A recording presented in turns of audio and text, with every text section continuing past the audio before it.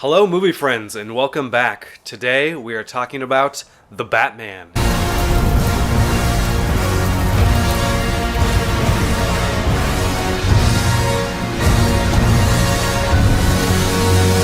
The Batman is the newest take on the Caped Crusader. It is the first standalone movie since The Dark Knight Rises in 2012.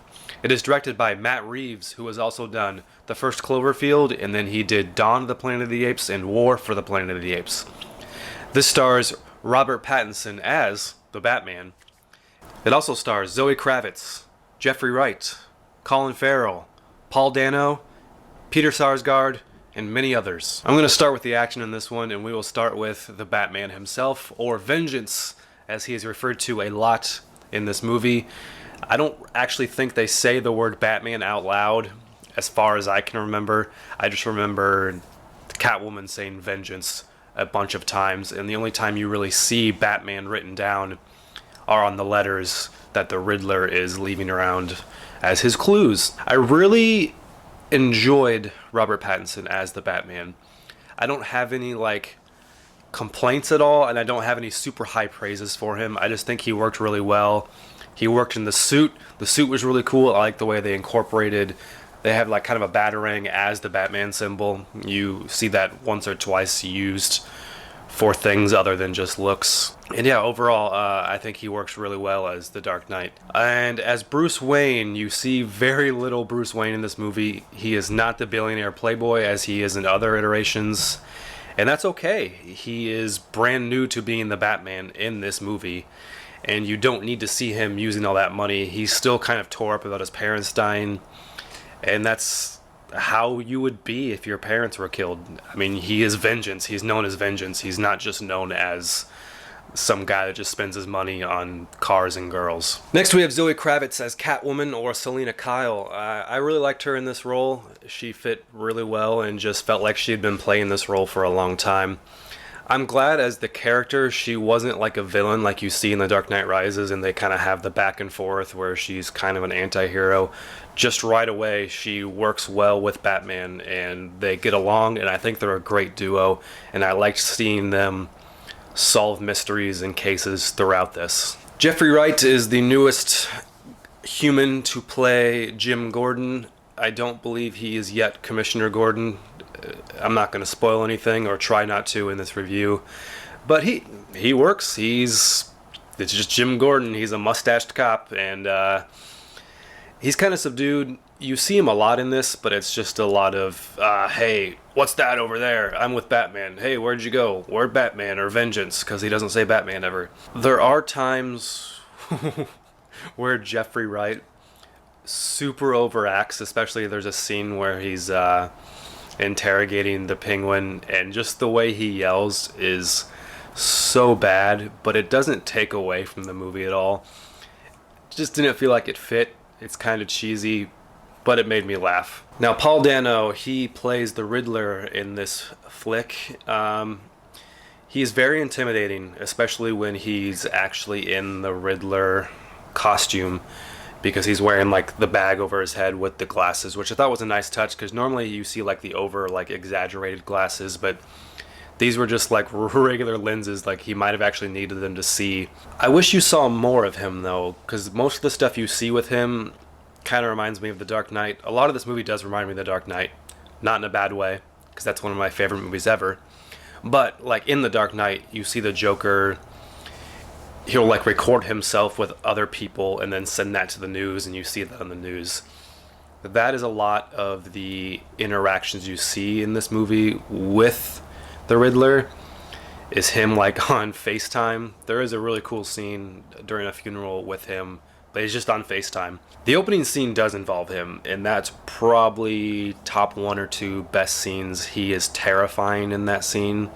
It is a very violent scene. He is the most violent part about this movie. But once you kind of see the Riddler unmasked in some parts, I think they kind of allude to that in the trailer. I'm not really sure how I felt about Paul Dano in that role. It just felt like I was seeing Paul Dano either in Prisoners or There Will Be Blood, and it didn't really feel like he was a super comic book villain. Now, Colin Farrell playing the Penguin, or Oswald, or Oz, didn't look anything like him. Like, I know that's been said, like seeing the stills of him or in the trailer for a little bit, but it's crazy, like watching him on screen and listening to him. He does such a great job, and obviously so did the makeup department, in like disguising him as he looked like an overweight like mob guy. And it's just crazy that that was Colin Farrell. I don't know how to like critique his acting, because it didn't feel like I was watching him. It just felt like I was watching a different actor that was like born and like molded into the role of Oswald. Andy Serkis plays Alfred Pennyworth in this, and he does Pennyworth Alfred type things where he just talks to Batman, and he was fine. He was very fine. So Andy Serkis, shout out to you, Caesar. I was glad to see you back in another Matt Reeves movie. I think I forgot to mention John Turturro is also in this movie, and he plays Falcone, and he's obviously the mob boss. He's kind of a main aspect of this, and he works really well. Peter Sarsgaard shows up for a little bit, and there's a couple other people, and they just fit in. They're just like more of the side characters that just keep the story moving, and the acting overall was pretty good. As far as the tone of this goes, it's very dark.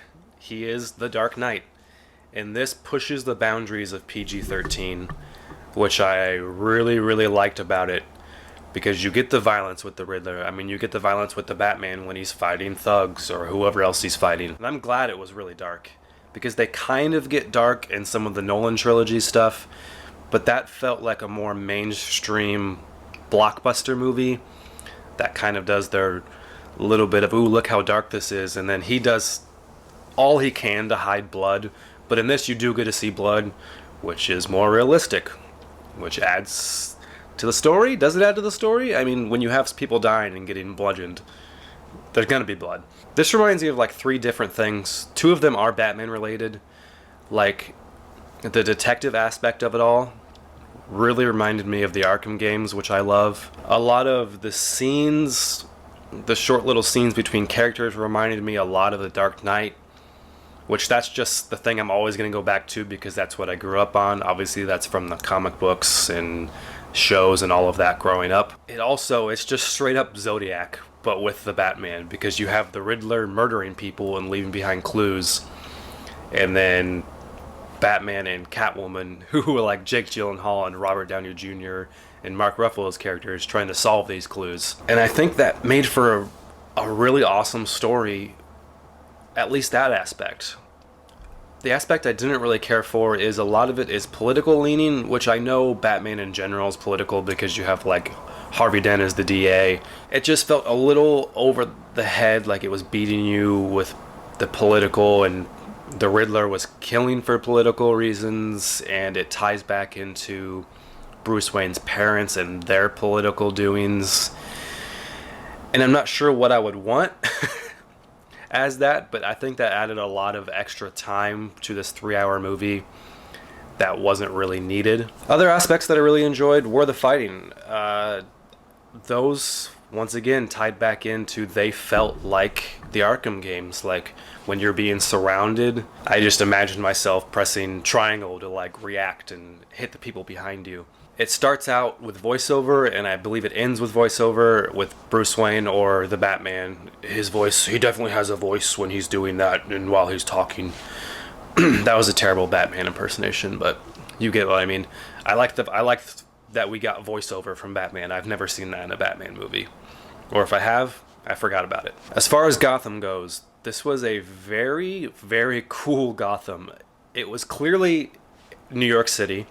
Like, you see Times Square and it just says like Gotham. You see Madison Square Garden and it just says Gotham Square Garden, which is very funny because that's used a lot, especially in the climax of this movie. You just see Gotham Square Garden and you're like, yep, I'm in New York City. I believe you see little hints of Chicago. Like, I kind of think you see the Chicago River. But I like the way they implemented, like, there's old Victorian style like skyscrapers in New York City. Like, when they zoom out, you see clearly the New York City skyline, but then it's just all these buildings that look like they're in Gotham. Now, clearly, this movie is long, it's building, you have a lot of mystery behind the killings with the Riddler and Batman and Catwoman trying to figure those things out. And you believe it's leading to a big climax at the end in the third act, which it technically does. I was just very disappointed with the way it was done. Without giving too much away, it felt like the end of a lot of other superhero movies where it's just a lot of faceless minions and like hired guns fighting the Batman, and it didn't feel like we built towards the conclusion with the Riddler that I kind of hoped we would get. And honestly, it felt like this movie could have ended about 30 minutes earlier. There was a pretty good point that I could have seen being a big cliffhanger that might have pissed a few people off, but I was almost ready for it to happen, and I think I would have liked it if it ended there instead of where it did. My favorite scene, now that I've had a little bit of time to think on it, involves the Batmobile. It's the introduction of the new Batmobile, and I was cheesing the entire time. I don't know if you call this a scene or a sequence, but it involves the new Batmobile, and the way it fucking sounds and the way it looks is awesome. I was cheesing the entire time. I was just thrilled that we were watching this take place. It's an awesome car chase scene. You kind of see a little bit of it in the trailer with Oswald. There's an awesome scene where everything's like inverted upside down and Batman's walking towards the car. I loved every second of it. As far as the Batmobile goes, it's a cool looking car. Does it look like other Batmobiles? No, but nothing in this movie really looks like anything else in other movies, even though the tone and maybe a little bit of scenes remind me of other Batman movies, but like the Batsuit and the Batmobile and the Batcave, none of it feels like it's pulling too much from other things, and I liked it, and I didn't care that it wasn't comic book accurate because I never read the comic books. In the end, I hope I didn't complain too much because it's a pretty damn good movie. It's very long. It has a lot to tell you. It's a lot to take in, but it's a well done Batman movie. There's no standout character. There's no really standout scene besides that car scene I was just talking about. But the strongest aspect are the characters, even if the story falls a little flat for me personally. I will give this a large popcorn with butter. If you like Batman, please go check this out. It is well worth your time. I know I'm going to see it again, and maybe my opinion will be higher, but I really, really liked it, and I think you'll like it too. Thank you for watching again. Please subscribe, please like, comment, do whatever you need to do. Thank you for watching, and I will see you next time at the movies.